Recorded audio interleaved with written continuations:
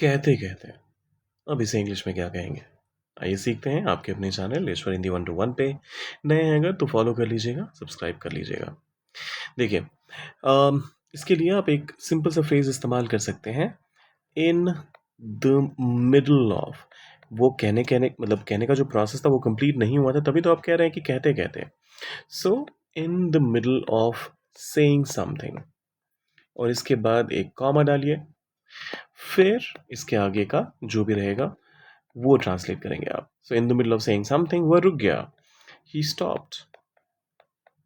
अब बाकी सब में ये सेम फ्रेज इस्तेमाल होगा, तो फटाफट से देख लेते हैं। मैं कहते-कहते बात भूल गया, इन the middle of saying something मैं भूल, अच्छा इसके बाद कॉमा और इसके बाद मैं भूल गया, आई फॉरगॉट। और क्या भूला? मैं जो बात कह रहा था।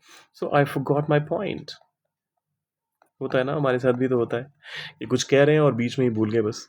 वो कहते-कहते भावुक हो गई। इन the middle of saying something वो भावुक हो गई। शी अरे शी बिकेम इमोशनल। भावुक होने के लिए आप इमोशनल का इस्तेमाल करते हैं। So she became emotional. Okay, so in the middle of saying something she became emotional. Professor कहते-कहते विषय बदल बैठे। In the middle of saying something the professor, अच्छा यहाँ पर टी स्मॉल केस में रहेगा और प्रोफेसर ये भी स्मॉल में ही रहेगा, मतलब पहला लेटर इसका भी स्मॉल में ही रहेगा क्योंकि प्रोफेसर एक डेजिग्नेशन है। इसके लिए आपको कैपिटलाइजेशन की ज़रूरत नहीं है। हाँ, अगर आप प्रोफेसर चौधरी कहते हैं तो उस केस में आप कैपिटल पी का इस्तेमाल करते हैं। तो अगर डेजिग्नेशन के साथ प्रॉपर नाउन भी आ रहा है तो फिर उस केस में आप कैपिटलाइज करते हैं, अदरवाइज नहीं। और क्या करा उन्होंने? विषय बदल बैठे, चेंज्ड द टॉपिक।